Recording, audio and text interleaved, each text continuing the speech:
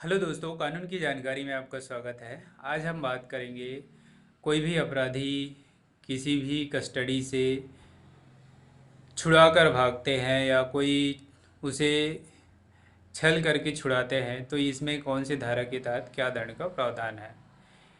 इसमें भारतीय दंड अधिनियम धारा 224 और 25 के तहत दंड का प्रावधान है कि यदि कोई भी अपराधी यदि पुलिस कस्टडी में है और पुलिस कस्टडी से वह किसी भी प्रकार से छल करके या पुलिस ऑफिसर को चोट पहुंचाकर या उसकी आंखों में धूल झोंककर भाग जाते हैं तो यह अपराध की श्रेणी में आता है।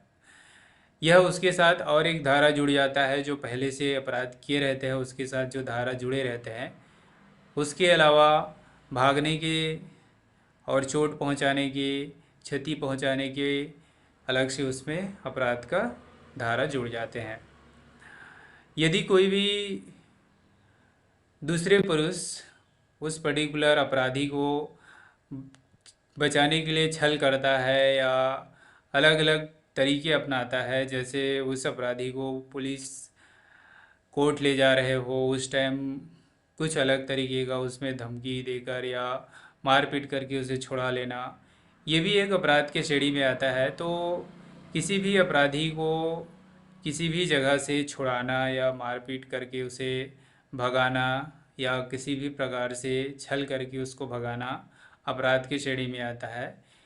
यह भारतीय दंड अधिनियम धारा 224 और 25 के तहत दंड का प्रावधान है कि यदि इस तरीके का अपराध करते हैं तो उस व्यक्ति को जो पुलिस ऑफिसर या पुलिस अधिकारी को नुकसान पहुंचाकर या उसकी आंखों में धूल झोंककर भगा है उसको आपराधिक घोषित किया जाएगा और उसको दंड के साथ साथ जुर्माना भी लग सकते हैं।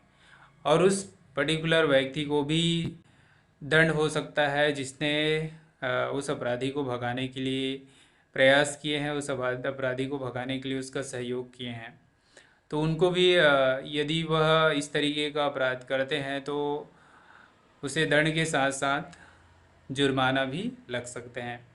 तो आज हमने जाना कि किसी भी अपराधी को भगाने के लिए कौन से धारा के तहत दंड मिल सकते हैं। तो आज के लिए बस इतना ही।